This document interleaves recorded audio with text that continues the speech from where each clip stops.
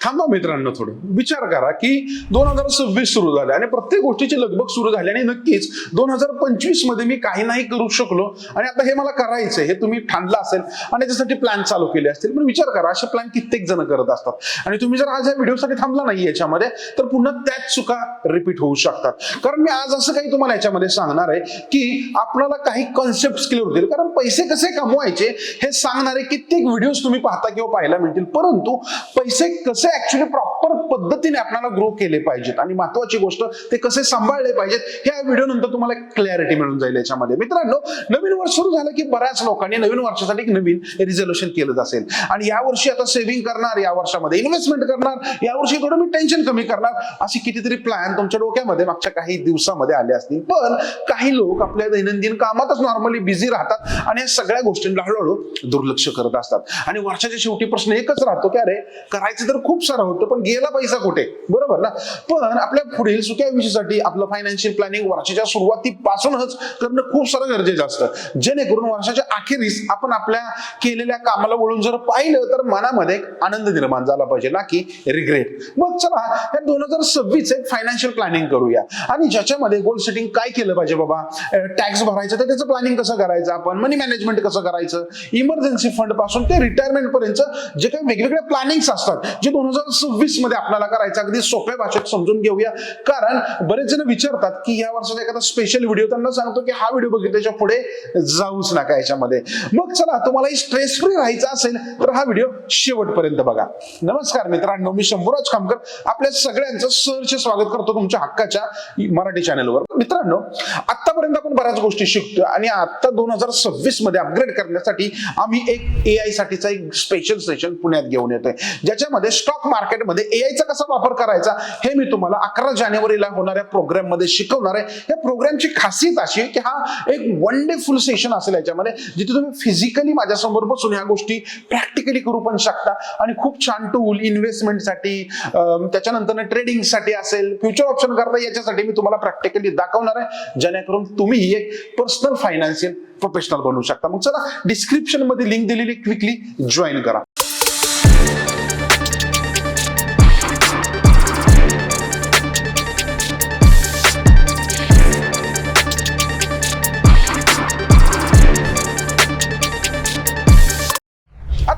Main कॉन्टेंटकडे. मित्रांनो, सगळ्यात आधी पाहूया की 2026 मध्ये गोल सेटिंग बाबा करायचं कसं.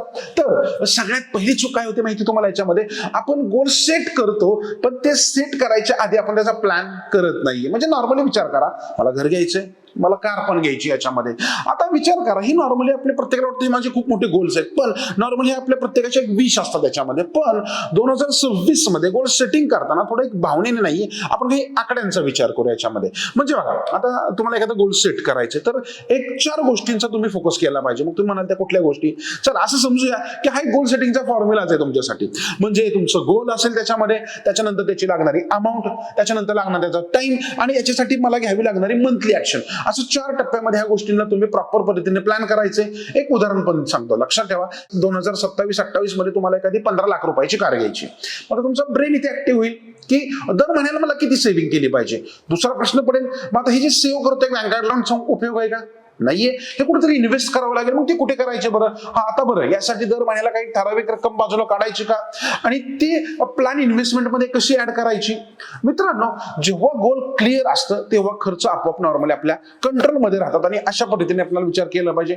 दुसरी महत्वाची गोष्ट, आता प्रश्न विचारा स्वतःला, मी टॅक्स सेव्ह करतो का मी फक्त टॅक्सचं प्लॅनिंग करतो. कारण हा खूप महत्वाचा प्रश्न आहे याच्यामध्ये. कारण टॅक्स सेव्हिंग जर विचार करायला गेलं प्रत्येकाने तर मार्च महिन्यामध्ये कित्येक जण, अक्षरशः 80-90% पब्लिक पॅनिक होतं. कुठल्या तरी एजंटचा फोन येतो, तो सांगतो सर ATC मध्ये काहीतरी घ्या, अशी सर्व गडबड चालू होते आणि मग आपण पॅनिक मध्ये काहीतरी घेतो आणि तो पण आपल्याला चुना लावून जातो, काहीतरी चुकीचा प्रोडक्ट आपल्या गळ्यामध्ये मारतो. याच्यामध्ये त्याचं इंटेन्शन काही वाईट नसतं, परंतु ऍक्च्युली आपली गरज आहे का हे बघा. कारण टॅक्स टॅक्स प्लॅनिंग हे पॅनिकमध्ये टाळणं खूप महत्वाचं आहे, त्याच्यावर कंट्रोल ठेवा. वर्षाच्या पहिल्या महिन्यातच तुमच्या इन्कमला नॉर्मली 4 भागामध्ये डिवाइड करा. म्हणजे तुमचा इन्कम असेल, त्याच्यानंतर तुमचे एक्सपेन्सेस, त्याच्यानंतर तुमची इन्व्हेस्टमेंट बघा आणि त्या अनुषंगाने तुमचा टॅक्सचं थोडं काम करा आणि ह्या महिन्यामध्येच हातामध्ये घ्या की तुम्हाला काय करायचं याच्यामध्ये. यामुळे होईल काय तर मार्च महिन्याचं टेन्शन संपेल. महत्वाची गोष्ट म्हणजे रॉंग प्रोडक्ट्स आपण जे काही बाय करतो ना शेवटी ते टाळतात, ज्याच्यामुळे पैसा आणि टॅक्स हे दोन्ही पण मॅनेज होतं. आता बघा, टॅक्स प्लॅनिंग म्हणजे टॅक्स कमी करणं नसतं याच्यामध्ये, तर स्मार्ट पद्धतीने टॅक्सला हँडल करणं पण असतं याच्यामध्ये. त्याचबरोबर जर तुमचं अॅन्युअल इन्कम समजा 10 लाख रुपये असेल तर जानेवारीतच ठरवा की बाबा ह्या वर्षामध्ये आतापर्यंत किती इन्व्हेस्टमेंट केली आहे, मग आता इथून पुढे करायची तर माझ्याकडे ऑप्शन काय, जसं मग ELSS असतं, NPS असतं, काही लोक हेल्थ इन्शुरन्सचा पण वापर करतात त्याच्यामध्ये. ओके, त्याच्यानंतर काय म्युच्युअल फंड्स असतात. तर याच्यामध्ये थोडं नॉर्मली त्या प्लॅननुसार इन्व्हेस्ट करा, म्हणजे होईल काय तुमची वेल्थ पण बनेल आणि तुमचा पैसा नॉर्मली ग्रो होईल आणि नॉर्मली टेन्शन झिरो होईल. आणि महत्वाची गोष्ट म्हणजे टॅक्स पण कमी लागेल. म्हणून टॅक्स सेव्हिंगच्या भानगडीत पडू नका, एक प्रॉपर टॅक्स प्लॅनिंगच्या भानगडीत पडा.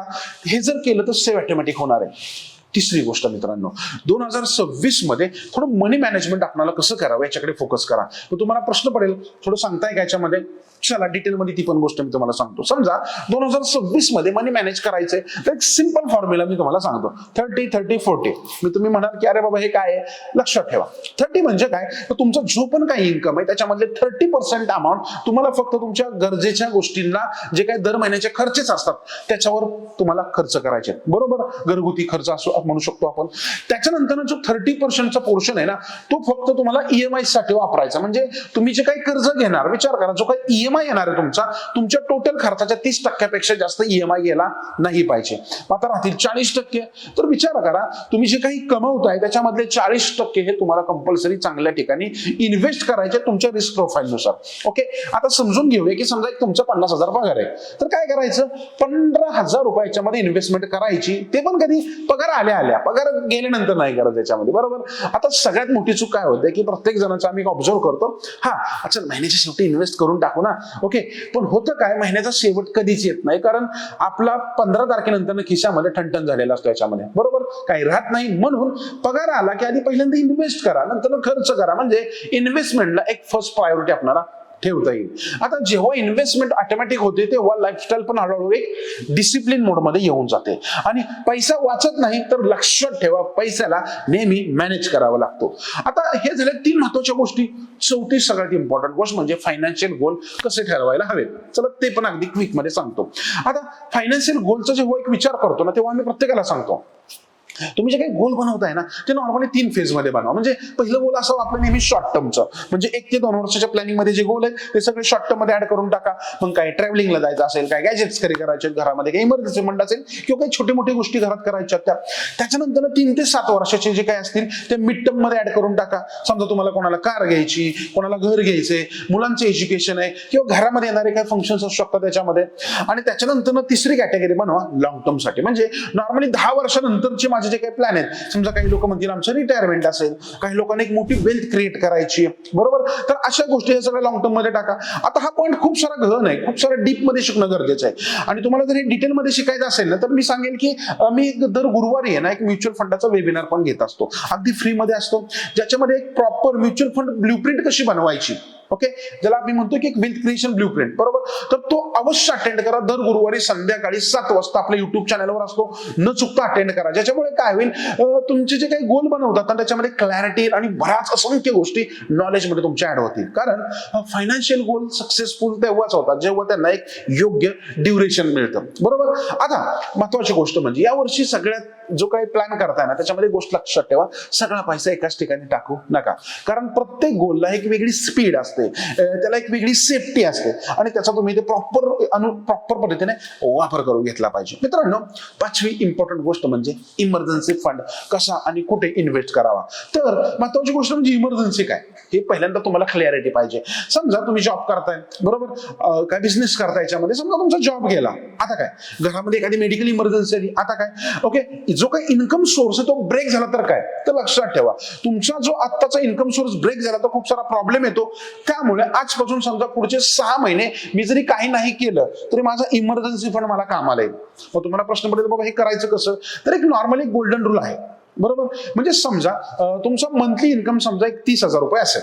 ओके, तर एक गोष्ट लक्षात ठेवा, इमर्जन्सी फंडाचं कॅल्क्युलेशन कसं असतं, तुमचं या महिन्याचं इन्कम इंटू 6 म्हणजे 1.8 लाख, बरोबर, म्हणजे 1,80,000 रुपये एवढं तुमचा इमर्जन्सी फंड असला पाहिजे, जेणेकरून उद्या जरी काय झालं 6 महिने तुम्ही हे सगळं प्लॅन करू शकता.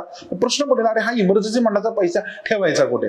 लक्षात ठेवायच्यामध्ये तुम्ही थोड्या वेळासाठी विचार कराल, अरे शेअर मार्केटमध्ये ठेवू, सेव्हिंग अकाउंटमध्ये ठेवू, ओके, लिक्विड म्युच्युअल फंडामध्ये ठेवू, असे बरेच ऑप्शन येतात, परंतु प्रत्येकाची रिस्क वेगळी.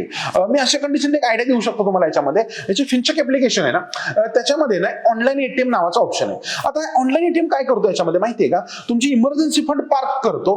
आता बऱ्याच वेळेला आपण काही लोक एफडी करतात इमर्जन्सीसाठी, पण एफडी मोडायची असेल आणि त्याचं टेन्युअर पूर्ण नसेल झाला तर चार्ज लागतो. शेअर्स मध्ये जर ते खाली असेल तर अडकू शकतो. तर हा ऑनलाईन एटीएमचा ऑप्शन आहे ना, तुम्हाला लिक्विड फंडामध्ये प्रॉपर पार्क करता येतात आणि तुम्ही जेव्हा विड्रॉल कराल तेव्हा अगदी क्विकली तुमच्या अकाउंटला ते जमा पण होतात. त्यामुळे नक्कीच ते फिनचेक ऍप्लिकेशन तुम्ही जेव्हा डाउनलोड कराल त्याच्यामध्ये तुम्हाला हे सगळं समजेल आणि त्याची लिंक खाली मी डिस्क्रिप्शन मध्ये दिलेली आहे. बरोबर. लक्षात ठेवा, इमर्जन्सीमध्ये रिटर्न नाही, लिक्विडिटी महत्वाची असते. आणि इमर्जन्सी फंडाला किती रिटर्न मिळतात हे बघू नका, तो किती लिक्विड आहे आणि किती क्विकली मी मिळू शकतो हे फोकस करायच्यामध्ये. मित्रांनो, 2026 मध्ये आता ह्या सगळ्या 5 गोष्टी तुम्ही कराल. सगळ्यात शेवटची गोष्ट म्हणजे रिटायरमेंट प्लॅनिंग. आता काय होतं माहितीये का, सगळ्यात एक मोठा गैरसमज असतो प्रत्येकाचा, अरे अजून वेळ आहे की माझ्याकडे, करू की निवांत, एवढं काय गडबड आहे. पण लक्षात ठेवा, याच्यामध्ये तुम्ही जितक्या लवकर स्टार्ट कराल ना, तेवढी कमी इन्व्हेस्टमेंट तुम्हाला रिटायरमेंटला करावी लागेल, तितका जास्त फायदा मिळेल. कारण रिटायरमेंट ही प्रत्येकाच्या आयुष्यामध्ये येणारी गोष्ट आहे आणि ह्या फेज मध्ये इन्कम सोर्स जवळपास संपलेले असतात आणि तुम्ही जर आत्ताच संचय नाही करून ठेवला तर मग अवघड गोष्ट होऊ शकते. आणि मग अशासाठी काय करायचं, याच्यामध्ये बघा, बरेच जण ईपीएफचा वापर करतात, एनपीएफचा वापर करतात आणि त्याच्यापेक्षा जर चांगले एक अग्रेसिव्ह रिटर्न पाहिजे असतील तर इक्विटी म्युच्युअल फंड एक लॉंग टर्म एसआयपीच्या दृष्टीने खूप चांगले काम करू शकतात. म्हणजे एक विचार करा, समजा तुमचं आत्ता वय 30 असेल, 30 मध्ये काय कोणाला टेन्शन नसतं रिटायरमेंटचं, पण ते येतं 50-55 नंतर आणि तेव्हा काय हातामध्ये शिल्लक नसतं. त्यामुळे विचार करा, 30 वय ना, मी विचार करेन सर 5,000ची एसआयपी करतो जी रिटायरमेंटमध्ये कामाला येईल. आता समजा तुमचं वय 40 झालं याच्यामध्ये, किंवा काही लोकांचं 40च्या पुढे वय असेल याच्यामध्ये, तर तुमची सीप तिथे वाढवा. म्हणजे जसं रिटायरमेंट जवळ येईल तशी अमाऊंट वाढवत चाला, पण सुरुवात छोट्याने करा. ओके, म्हणजे 40च्या पुढे गेला की ऍटलीस्ट 10-15 हजार रुपये त्याच्यासाठी तुम्ही प्लॅन करणं गरजेचं आहे. कारण रिटायरमेंट प्लॅनिंग म्हणजे वयाच्या शेवटी पैसे साठवणं नाहीये. कारण लक्षात ठेवा, भविष्याची तयारी भविष्यामध्ये जाऊन कधीच फायनान्शियल सक्सेसफुल होत नाही. त्यामुळे पैशाला आजपासूनच थोडं टाइमवर कामाला लावा, जेणेकरून तो योग्य टाइमला तुमच्या कामाला येईल याच्यामध्ये. कारण एक लहान एसआयपी, लॉंग ड्युरेशन आणि कन्सिस्टंट डिसिप्लिन हीच रिटायरमेंट प्लॅनिंगचं एक फॉर्म्युला याच्यामध्ये. पण तुम्ही जर ही रिटायरमेंट प्लॅनिंग केलंच नसेल तर काळजी करू नका. म्युच्युअल फंडामध्ये जे फिनचेक ऍप्लिकेशन आहे ना, ते खूप चांगल्या पद्धतीने गाईड करतो लोकांना याच्यामध्ये. ओके, त्याचा नक्कीच बेनिफिट घ्या आणि ते कुठलाही कॉस्ट पण लागत नाही याच्यामध्ये. कारण 2026 मध्ये स्टार्ट करणारा माणूस 2036 मध्ये इतरांपेक्षा नक्कीच प्रॉपर पद्धतीने पुढे जाऊ शकतो आणि ही खरीच मॅजिक आहे प्रॉपर इन्व्हेस्टमेंटची. आता खरी गोष्ट सांगतो, सगळ्यात इम्पॉर्टंट पॉईंट, 2026चा शेवट कॉन्फिडंट करायचा का स्ट्रेस करायचा, जर लक्षात ठेवा हे तुमच्यावरच डिपेंड आहे. कारण जर तुम्ही गोल क्लिअर ठेवले, एक प्रॉपर टॅक्स प्लॅनिंग केलं, एक मनी मॅनेजमेंट केलं प्रॉपरली आणि इमर्जन्सी फंड पण तयार केले, तर रिटायरमेंटचं प्लॅनिंग आत्ताच त्याच्यामध्ये तुम्ही सुरू करून टाकलं, तर 2026चा एक शेवट जो येईल तो कॉन्फिडंट, पीसफुल स्लीप आणि सगळ्यात महत्वाची गोष्ट म्हणजे फायनान्शियल स्ट्रॉंग असेल, जो प्रत्येकाला हवा असतो याच्यामध्ये. आणि जर तुम्ही हे नाही केलं, अरे नंतर करू की, इकडे बघू की, तिकडे बघू की, कारण आपल्या प्रत्येकाकडे असे मनामध्ये खूप सारे प्रश्न येतात, तर काय होईल, पुन्हा तोच स्ट्रेस, पुन्हा तेच टेन्शन आणि पुन्हा तोच प्रश्न, अरे कमवलं खरं पण गेलं कुठे, आणि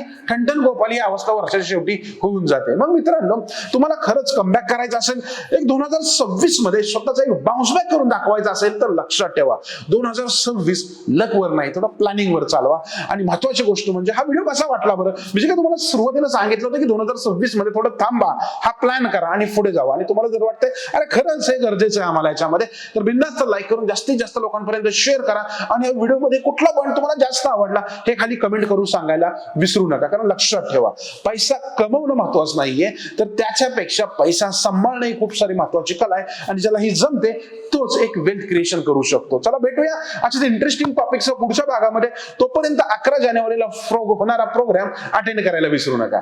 धन्यवाद.